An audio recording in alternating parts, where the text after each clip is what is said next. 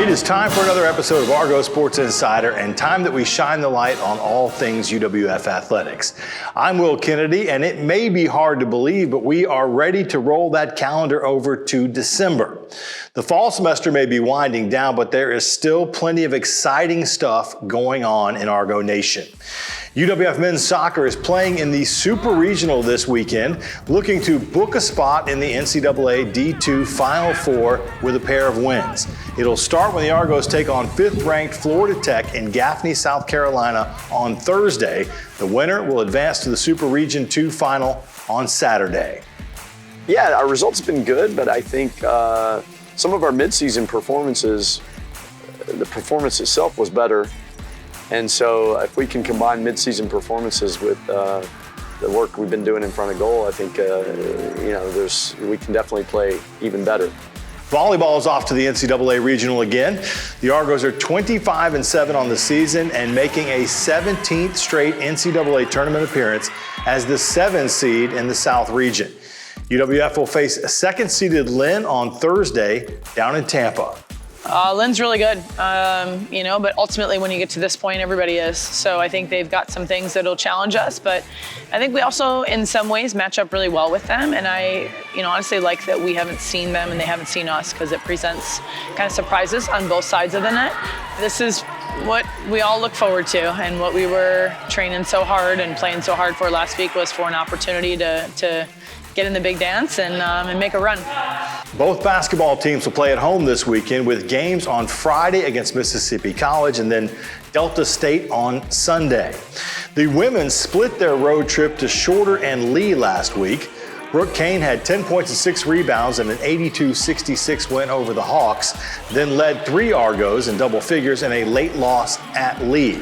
The Argos trailed by 11 points at the half in Tennessee, but charged back before falling just short, 66-62 in a loss. Yeah, we've noticed that we're getting off to some slow starts, and both games this past weekend, we started off just really slow coming out of the locker room at the beginning of the game.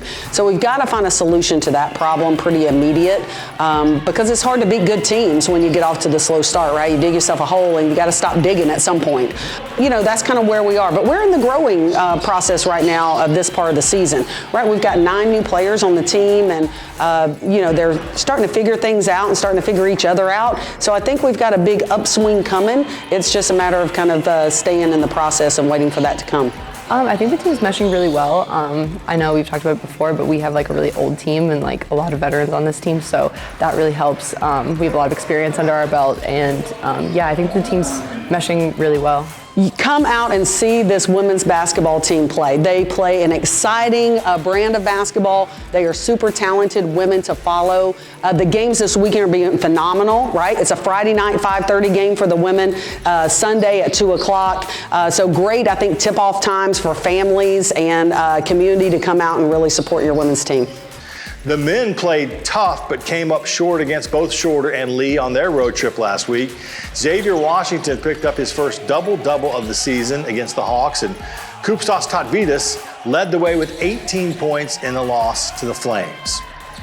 Just being more focused. The little things matter, especially in conference play. You have 24 conference games, and you put yourself in position to be able to, make the playoffs or don't. And for our group, I thought we played hard. I thought we had a lot of energy, but lacked some focus and execution on critical parts of both games, honestly. Obviously, we had a close one with Shorter that I thought we could let get away, just knowing scout, knowing different things like that. And then Lee just being ready at all times. They threw something different at us, and we weren't ready for it. And we just kind of looked a little shocked. But again, just trying to focus in on things and trying to make sure our guys are ready for anything they might be ready for them, and just locking in the moment. That's a look at all that we have going on with UWF Athletics for this week. Don't forget to check GoArgos.com for all the rosters, schedules, and the latest news and notes. Download that Argo Armada app on your phone or tablet, and you can certainly follow all of our teams across our various social media platforms. We'll see you next week, and as always, Go Argos!